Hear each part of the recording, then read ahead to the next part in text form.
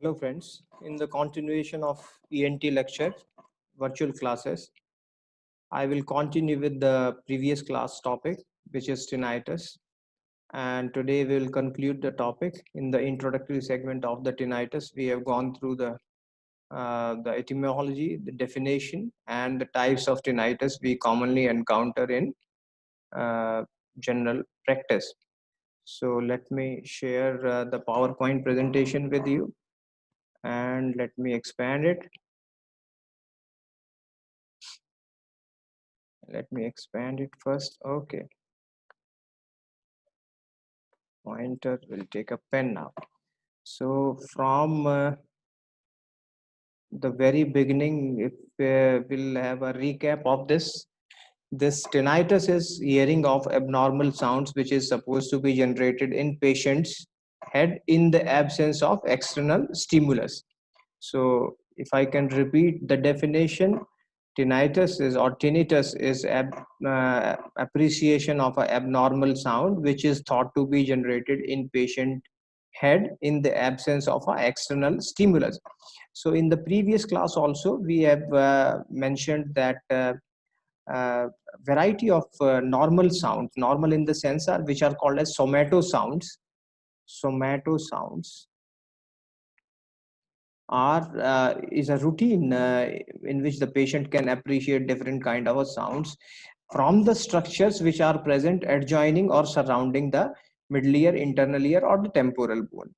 These important structures includes the vascular component. Vascular in the sense is arterial as well as venous or capillary, both all of types of blood vessel related tinnitus is present or tinnitus is present. Apart from that, you can have a clicking sound from the temporomandibular joint, or also with the certain muscles which are present in association with the especially with the eustachian tube system, like levator velar palatini and tensor velar palatini and salpingopharyngeal. So tinnitus, we have already completed this segment. By and large, the classification as per undergraduate textual references are concerned is subjective and objective tinnitus. Subjective and objective tinnitus. Let me change the color of the pen. Pen option will be okay. Pointer option, ink color, I will take a red color now. Okay. So this is objective is when the doctor or the physician involved in the examination can also perceive some kind of a sound with the help of a stethoscope, particularly in the area of common carotid artery and temporal region. Temporal region. So in order to have a thorough look of the clinical examination, you have to have a neck examination, as also you have to have a stethoscopic audible area you should cover also in order to routinely exclude any kind of a tinnitus in case of a patients, in case of a OPD patients. So apart from that, subjective tinnitus is when the only the patient can appreciate it. Objective when both the examiner and the patient both can appreciate it. So subjective is by far more common and more prevalent in ENT practice. So from the variation of what kind of effect this tinnitus is going to have on patient life is very varies from patient to patient. Sometimes it's a very innocuous disorder, and the patient says that he only hears the sounds or disturbing sounds in the night time, when the surrounding sounding or suppressing sound which comes from the surround tends to deteriorate tends to diminish in the night at bedtime. So at that particular time the patient hears abnormal sounds, or some patients have got an advanced stage of appreciation in which they are very much concerned about the disease, and even many of the patients think that they have some kind of a serious disorder in the central nervous system they are having. So you have to counsel the patient as well that tinnitus by and large is an innocuous disorder, and we have to do some testing including a autoendoscopy and a pure tone audiogram. And if the clinical condition also demands then radiological examination like a, HRCT or a high resolution CT scan or a MRI can also be warranted. But the cases in which radiological examination is required are uh, relatively in the lower side. So tinnitus, what we have got a special category of tinnitus also, which is called the pulsatile tinnitus. Pulsatile is when the uh, hearing abnormal hearing sound is synchronous with the heartbeat or cardiac output, heartbeat. So in this particular type of tinnitus, the pulsatile tinnitus, if the patient goes for an exercise, then the cardiac output and the heart rate increases, so as the tinnitus sound also increases. This is called as a pulsatile tinnitus. Most commonly, uh, involvement of these kind of a tinnitus is present in case of a carotid artery variation in the senses when there is a carotid artery broods are there. Broods are large clicking sounds which are originating from the carotid system, the external or internal carotid artery, both. So this is a vascular origin of tinnitus. Pulsatile tinnitus is a vascular tinnitus, and it's also increases when the patient exercises or cardiac when the cardiac output increases, the tinnitus also increases. So it is synchronous with the heartbeat. So these are some common causes of a vascular tinnitus. Vascular is blood related to blood vessel.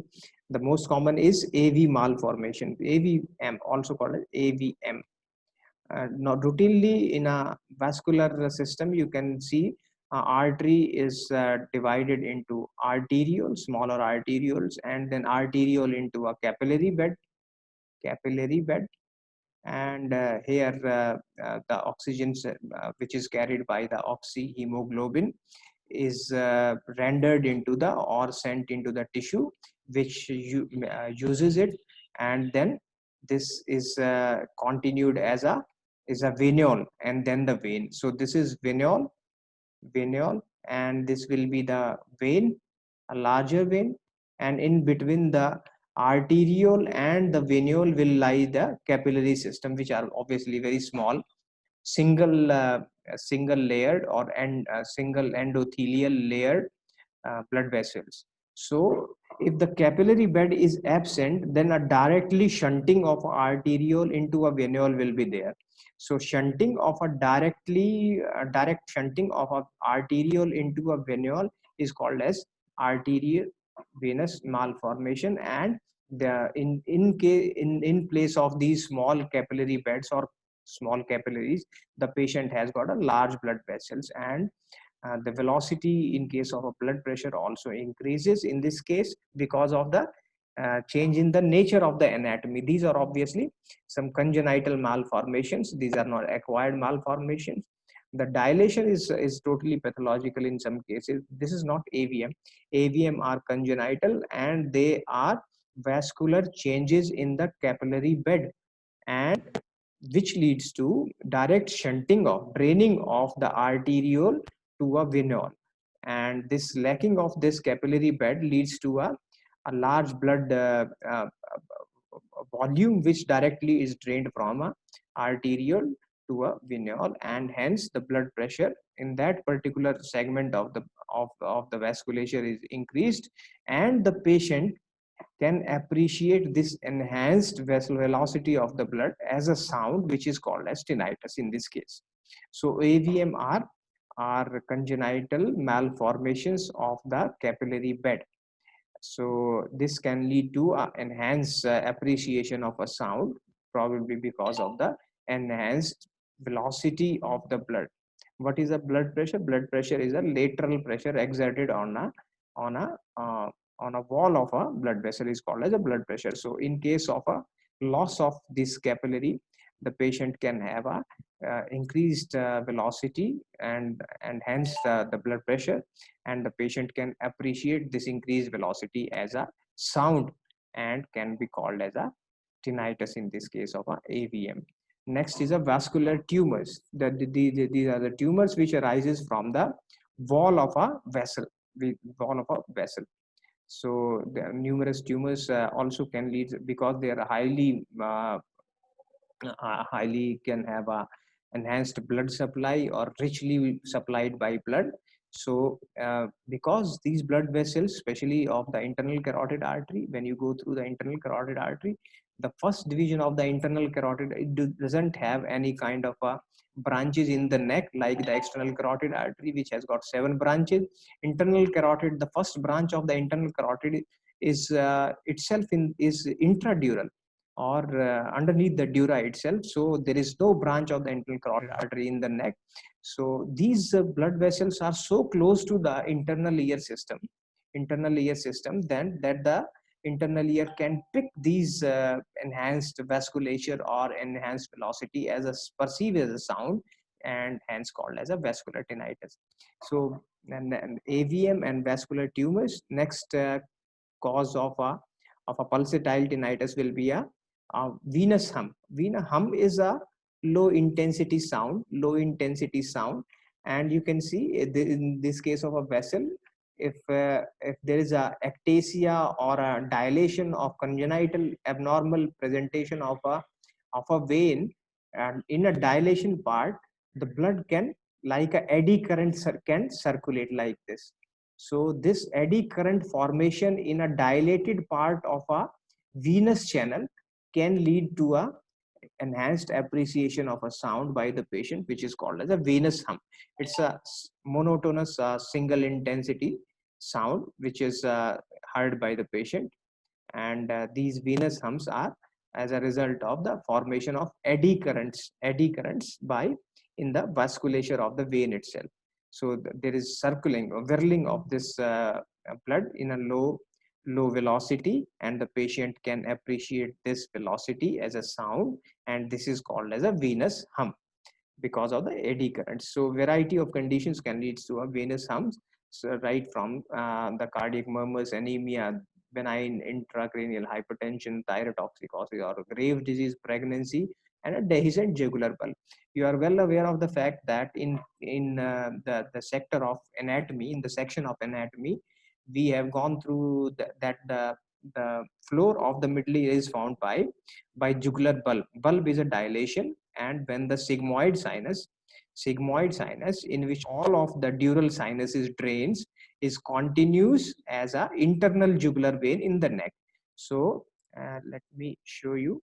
So all of the dural sinuses like superior sagittal sinus, transverse sinus, and superior petrosal sinus, inferior petrosal sinus, or cavernous sinus, all of the sinuses, dural sinuses, drain into the sigmoid sinus. Sigmoid sinus is like the posterior wall of the mastoid antrum.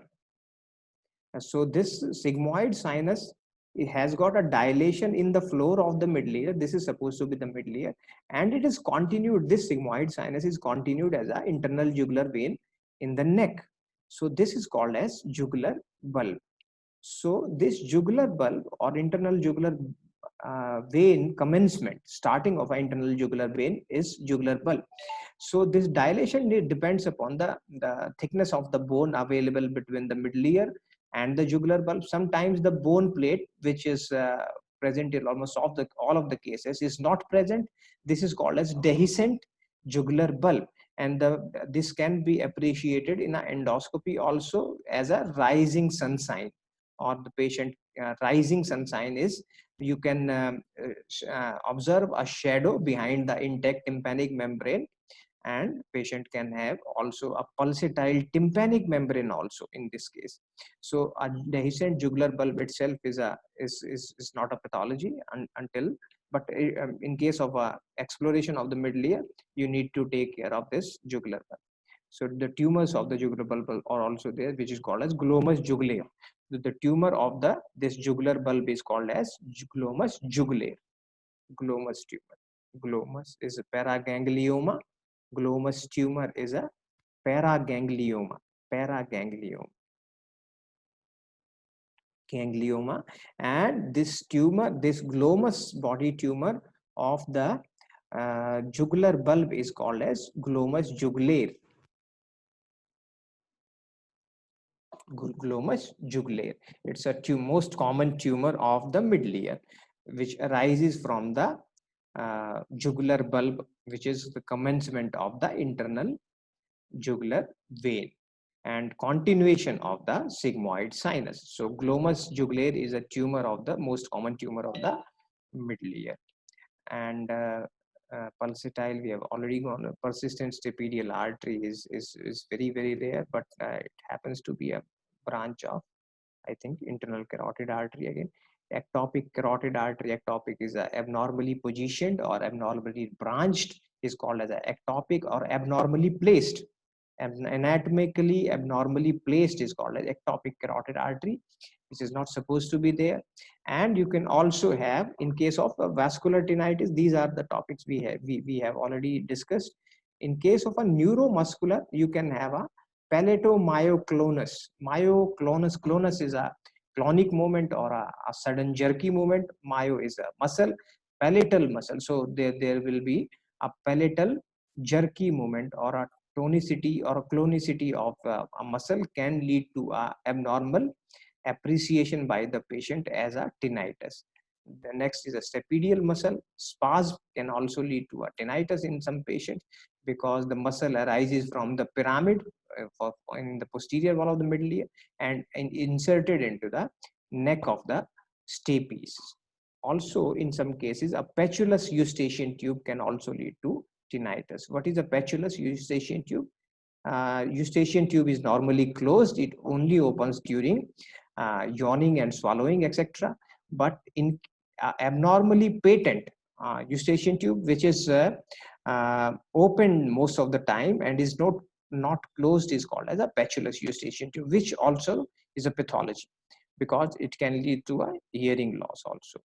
So we have already discussed arteriovenous malformations, and these can cause a pulsatile tinnitus. And this is a glomus, which I already discussed, is a paraganglioma of the middle ear. We have got three types of glomus tumors: glomus tympanicus of the middle, or the middle ear glomus, glomus tympanicus. Next is glomus jugulare, and the third is glomus vagale from the vagus nerve. Vagale. So these glomus are nothing but a paraganglioma of the middle ear, and we can have three types of glomus distinctly appreciated in the literature. Number one is glomus tympanicus, which is supposed to be originated from the middle ear. The glomus jugulare is from the body of the jugular bulb.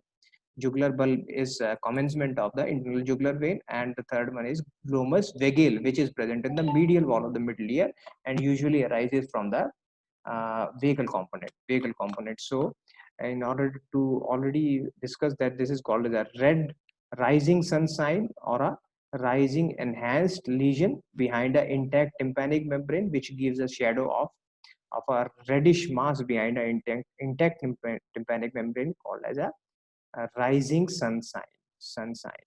So this dehiscent jugular bulb is not itself a pathology, but in case of a surgical exploration of the middle ear, this can lead to a technical difficulty in the theater itself. So next is glomus jugulare.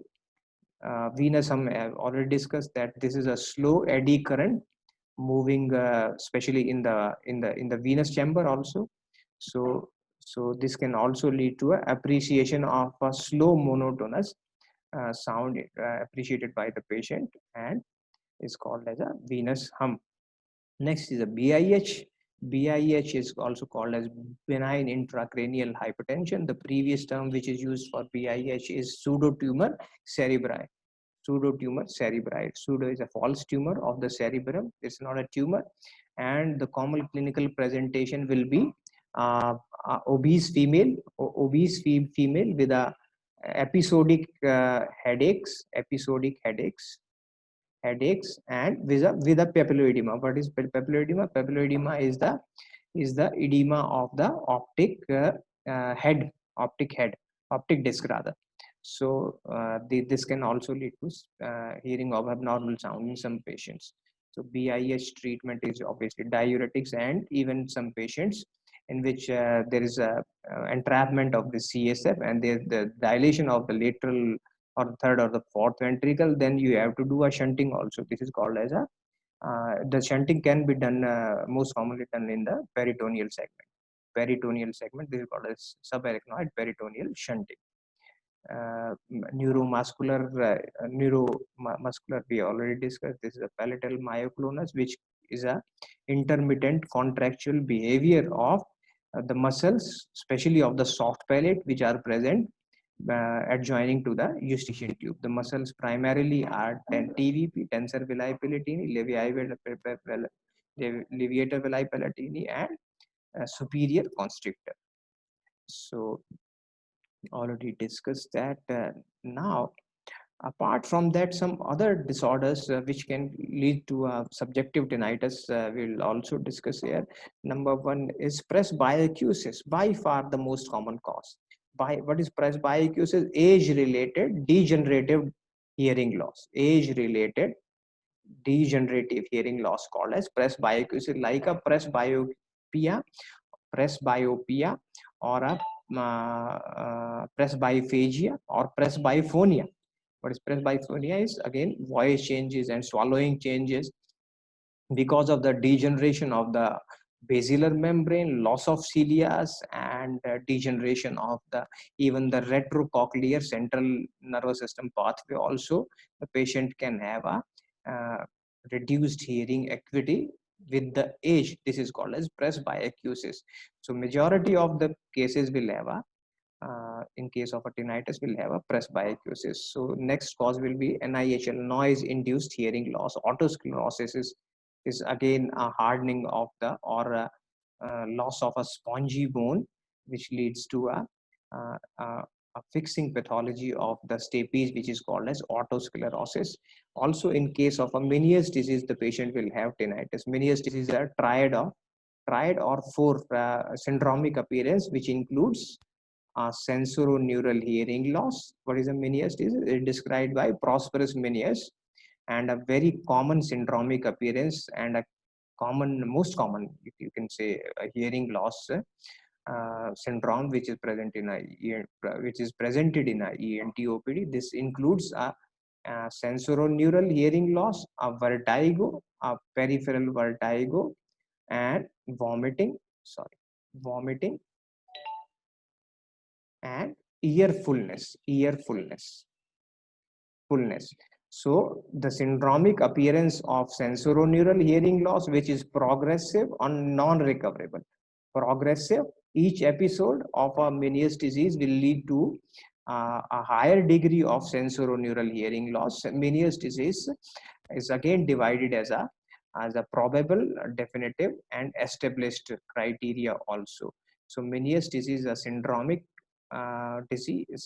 presentation of a patient with a progressive non-recoverable hearing loss, bilateral or unilateral, with a rotatory vertigo, peripheral, or the involvement of the internal ear is there. That's why it is called as peripheral vertigo. We already that vertigo has got two components. Number one is peripheral components, which is related to the involvement of the internal ear, semicervical canal, utricle and saccule, etc. But the involvement of the central nervous system is called as central vertigo. So sensorineural neural hearing loss, of vertigo, vomiting, and earfulness is called as Meniere's disease. Next is acoustic neuroma, which is a schwannoma of or a neurofibromatosis type 2, NF2, of the eighth nerve. This is a sheath tumor of the neural sheath of the eighth nerve. And next is ototoxic drugs. We have got a huge list of the medications which can lead to ototoxicity. Ototoxicity will lead to hearing loss along with the degeneration or the sidal effect of these ototoxic drugs on the basilar membrane, especially along with that this endolymph perilymph changes also can lead to a hearing loss as well as balancing disorder. This is multiple sclerosis, head trauma as well. And in case And next is we have already gone through the subjective and objective criteria or classification as well. So, as a nutshell, you can say that the effect of tinnitus in anybody's life is subjective, and patient may remain absolutely normal, and in advanced cases or severe cases the patient can have some psychological implications as well, including depression is the most common presentation. And in case of a long standing tinnitus, when the patient is not uh, able to have a convincing treatment or a counseling, the patient can have some depression along with the disease itself. So this is the list of ototoxic drugs which can lead to a cochleotoxic or a vestibulotoxic. Cochleotoxic will lead to hearing loss. Vestibulotoxic will lead to difficulty in equilibrium or standing.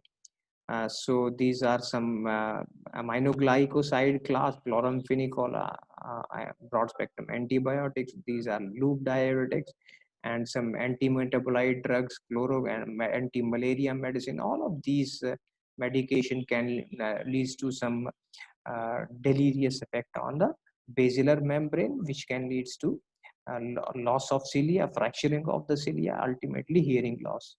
So, a well guided history with a good examination, endoscopy, puriton audiometry, hearing evaluation, psychological evaluation will invariably will lead to the patient exact diagnosis, and most of the patient can be counseled about the outcome of the disease, and they can be provided a hearing aid in case of a presbyocusis, in which the tinnitus will itself be taken care of.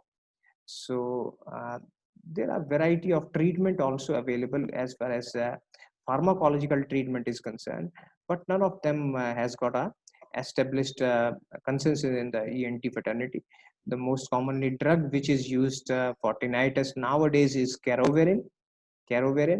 So this let me jump on to the treatment segment itself. So this is uh, uh, you can have in case of a pulsatile tinnitus, you have to go for a MRI or CT scan also in order to look at a aberrant or any blood vessels which is encircling the eighth nerve itself, which is called as ICA or PICA. They probably will discuss in some other class the ICA and PICA. So the treatment concern, well, part of the tinnitus is variety of drugs have been used in the past also, starting from the intravenous lidocaine, which is commonly used from apart from that, anti-epileptic drugs are also used. Epileptic drugs are also used like gabapentin, pregabalin,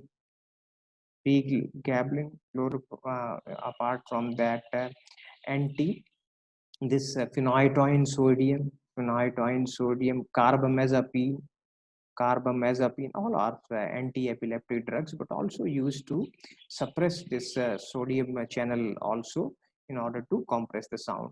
Apart from that, selective serotonin reuptake inhibitors like fluoxetine, duloxetine, or doxepin is also used in the treatment of uh, tinnitus. But by and large, the most commonly drug we use in pharmacological practice is carovarin.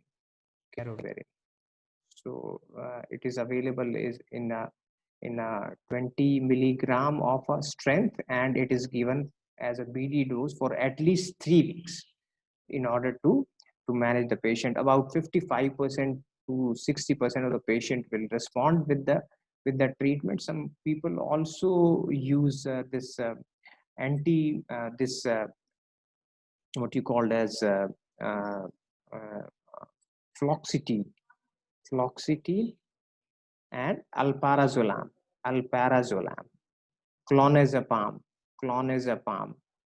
These are also drugs which are used for the treatment of tinnitus, but the only concern will be habit formation for the patients. Hence, not a front line of a treatment which is used for a tinnitus, but can be used in case of a highly anxious patients, which are reserved for the treatment of with the treatment of alprazolam and other benzodiazepine. These are called as benzodiazepines.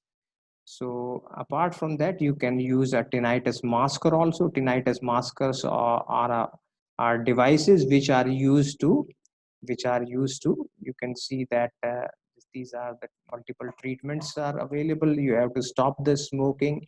You have to again counsel the patient about not having a of a grave disorder the patient is having. So this is intravenous lidocaine, tocinide, and carbamazepine is an anti-epileptic drug. This alprazolam is a benzodiazepine which is frequently used, but dependence is a problem. But most of the patient respond with this medication, particularly those patients which has got a difficulty in initiation of a sleep. Apart from that, nortriptyline, amitriptyline are also, these are again antidepressants are used for the treatment of tinnitus. Apart from that, SSRI or selective serotonin reuptake inhibitors are also used. This is a Chinese extract which is called ginkgo biloba, but again the favorable outcome is not well acclaimed in the literature also. But a variety of drugs are used. In case of a failure, you can give him a masker or a proper hearing aid, especially in case of a presbyacusis. By if the patient can give a properly fitted, well configured hearing aid, then the patient can have a relief from the tinnitus. Or you can use a device which can suppress the sound, especially at the night time. These are called as tinnitus maskers. Tinnitus maskers. So this concludes the today's topic. Thank you very much for watching. Please subscribe my YouTube channel also. Thank you very much.